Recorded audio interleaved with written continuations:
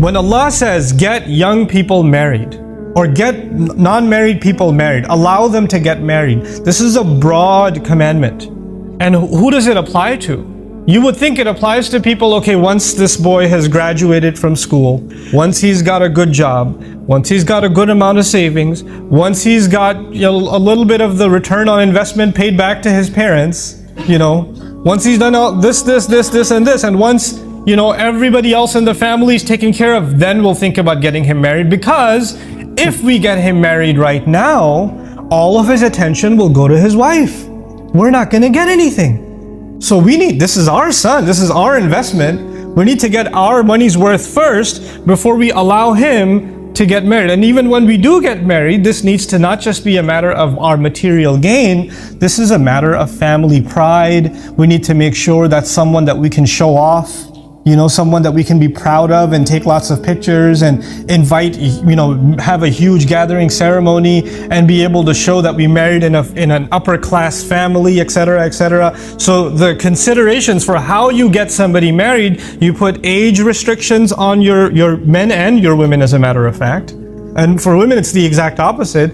In many families, the moment she turns into a teenager, they start getting like, I need to get rid of my responsibility. It's like a disease in your home that you want to just get rid of, that you want to throw this girl out. And there are young women that are depressed because their fathers and their mothers, all they talk about is, you're still sitting at home, you're not getting married, you're still sitting at home. And on the other hand, the opposite is these young men that want to get married, and the parents say, no, not yet, you're not ready, you're not ready. Look at what the ayah does. وَالصَّالِحِينَ مِنْ عِبَادِكُمْ وَإِمَائِكُمْ. Even get the good among your slave men and women. Back then there was a slave society too. And the people that are making virtually no money are the slaves. Allah says get them married too. So the rationale that somebody has to be at a certain economic status before you think about marriage was crushed by one statement, removed from the equation. The only thing mentioned in the equation is, are they of the age? Should they be married? And the second is they're salihin, they're good people. Good means they're good with Allah, also means they're mature, they're ready. They're of the age. وَالصَّالِحِينَ مِنْ عِبَادِكُمْ وَإِمَائِكُمْ. And then Allah Azza wa Jal adds to that, because there are people who still consider these matters. إِن يَكُونُوا فُقَرَاء يُغْنِهِمُ اللَّهُ مِنْ فَضْلِهِ. If they happen to be bankrupt, if they don't have a lot of money, don't worry, that's not your problem. Allah will give them wealth from His own blessing. Because bankruptcy to Allah is a lesser problem. But aima means lots of people in society that are not married. That's a much bigger problem. Not having money is a less problem. But not having people tied down in healthy relationships, that's a much, much bigger problem to Allah. When I was studying this word, I even found a narration, أَنَّهُ كَانَ يَتَعَوَّذُ صَلَّى اللَّهُ عَلَيْهِ وسلم مِنَ الْأَيْمَةِ. Rasulullah ﷺ used to actually seek refuge from a society with a lot of single people. He used to be worried about the ummah becoming people, a lot of single people just happy the way they are. And they're not happy the way they are, it's just that their families kept pushing them candidates that they're not interested in, and the one they wanted to marry, they're not allowed to marry, and so they say, whatever, I'll just stay single. And when somebody says, I stay single, doesn't mean I stay an angel. Let's be very clear what that means. If there's a 30-year-old, and he's a professional, and he's making good money, and she's 29 years old or 28 years old, and she's graduated from school, and she's not married, that does not mean temptation hasn't come to them, sin hasn't come their way, that they've just lived this pious life like they're living in the city of Medina back in the day. And by the way, even the city of Medina had its issues. The city of Medina had pretty crazy situations. If you study the life of the Prophet ﷺ carefully, and what happened with the companions around, stuff happened. Just this morning I was reading about the narration of a Sahabi who went back to Makkah, and he used to have literally a girlfriend. The words in the narration are Khalila, a girlfriend, back before he became Muslim. And she saw him and she goes, Malak, what's wrong with you? Don't you want to be alone with me again? Literally that's what she said. And he said, well, there's Islam between you and me now. That's what he said. And she got mad at him, and she got her brothers and friends to beat him up. And he says, fine, okay, the only way for us now is I have to marry you. And she says, fine, marry me. He goes, I have to ask the Prophet first. Because he doesn't know if he can marry someone who's a non-Muslim. So he goes back to the Prophet ﷺ, and he asks him, and then the ayat came down, La tankihul mushrikat. Don't marry mushrik women until they believe. If she wants to accept Islam, fine. If not, then no. If she wants to leave her pagan ways, then fine. But I digress from the point. The first point I wanted to make is, how do we make marriage easy? Because this is the way of shaitan. You know what the way of shaitan is? Shah Waliul Adhalbi rahimahullah put it so brilliantly.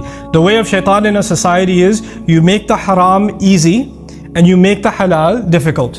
And when that happens in a society, shaitan is won. Because people will gravitate towards what is easy.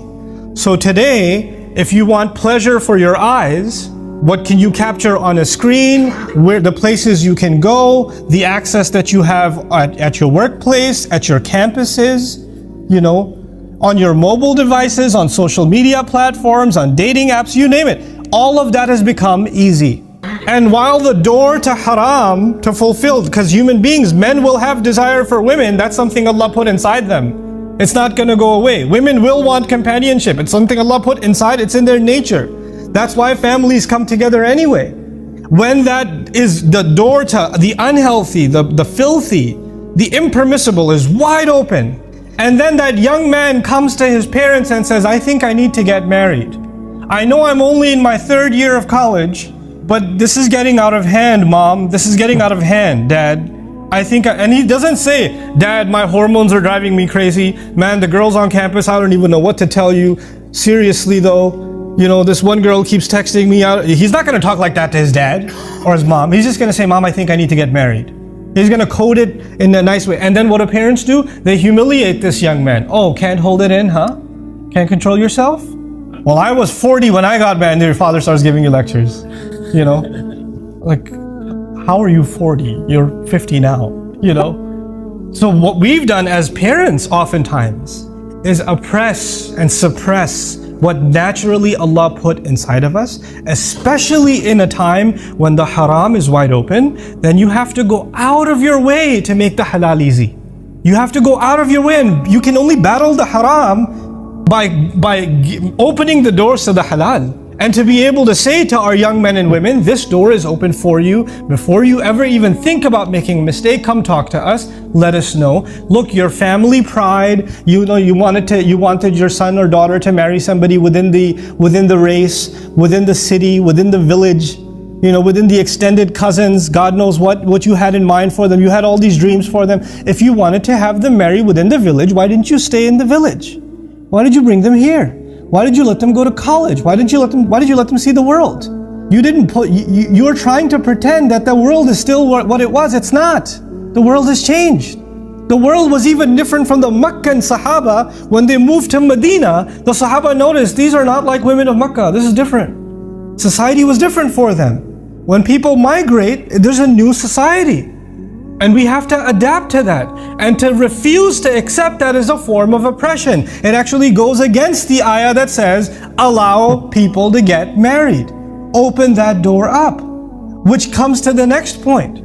When some proposal comes your way, you have daughters. Like I have daughters. May Allah Azza wa Jal help all of us who have daughters. And sons too. I'll throw them in the dua. But but if you have daughters and some proposal comes, she's of the age, it's a good match, she likes him, it's okay to ask, do you like him?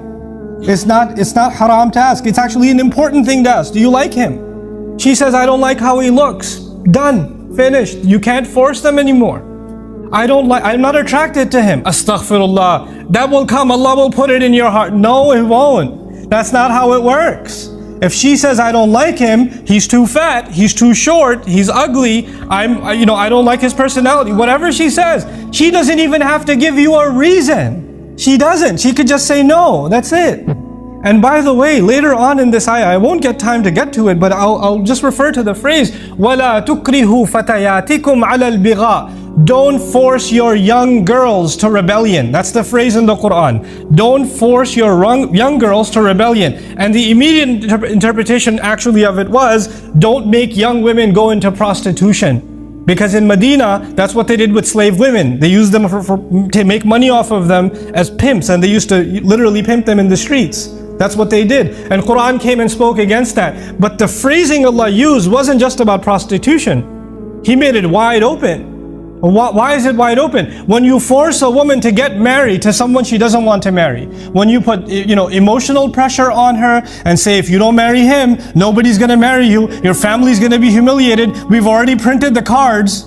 When you do this kind of thing to your girls and you get them married, and then emotionally they're not in that marriage, they're still human beings. A human being still needs companionship. A human being still wants somebody who they can be attracted to, who they can find comfort in. That desire does not go away. And that desire will now be fulfilled by fantasy, by them thinking about things, by late night going on social media, by other things. You forced them into rebelling against Allah because you forced them into a marriage they didn't want to begin with. This is لا تكرهوا فتياتكم على البغاء also. Don't push this on your daughters. But coming back, this is about men and about women. The young men of our community actually have to now stand up for themselves and have to say, I'm ready to get married. And I have somebody in mind. And that's the next thing I want to share with you. When it comes to, you want a marriage that lasts forever. Like we want our boy to have the perfect girl. Good luck with that, by the way. Because perfection is not gonna happen in this, and your boy isn't perfect. Let me tell you. If you don't know, let me tell you. We're all human beings, and human beings have flaws, and sometimes things work, and sometimes things don't work. But let me tell you, when a young man and a young woman are old enough to get married, that actually means they're old enough to make their own choice. Let me repeat myself. When they're old enough to get married, they're old enough to make their own choice. And maybe you don't like their choice, and your job and my job as parents is to advise them and say, I don't think this is a good choice. I think that you could do better. By the way, as a parent, I think I'm always gonna say you could do better. I'm always gonna say that. But maybe you think this is a mistake. What if your son is 25 years old? Your daughter is 30 years old, and she wants to make a mistake. That halal mistake is way better. That halal mistake is way, and maybe things don't work out in 3 years. That's still better. That's still better than you refusing, because I have seen enough cases. I don't talk in theory. I'm talking based on what I've seen, the conversations I've had with people, with real Muslim families around the world, especially around the United States and Canada, where people are, this man comes and says, I want to marry this girl. The father says, no, you're not from the same country, you're not from the same culture or whatever. You can't get married to my daughter, or the other way around. But these two are still already emotionally attached, so they're texting each other, talking to each other, hanging out with each other, having dinner with each other. Parents don't know. 5-6 years go by, they're refusing other proposals. Then the girl is forced to marry somebody else, and she's still talking to the guy. And all of this was that evil, that this whoever she married didn't deserve this. He didn't deserve this. But all of that evil was created by the stubbornness of parents who didn't realize that their children live in a different time. Where allowing marriage first is a bigger priority than anything else. You have to understand, when these ayat came down, they came down in Medina. And the Arab people of the time especially were very tribal. They wanted to maintain their nasab. At all costs, you maintain your lineage. Lineage is a very, very big deal. So marrying outside your tribe was not a common thing. But now the Sahaba are in Medina, and they're outcast from their own city anyway. And a lot of the people that were in Medina, they've accepted Islam, so they're outcast from their own tribes. So there are going to be marriages outside of their culture. You have to understand, it's not just an Arab marrying an Arab. This was a big deal to them. But Allah said, no, forget all of that. Just make sure that marriage itself becomes easy. Just that much. And Allah will take care of the rest.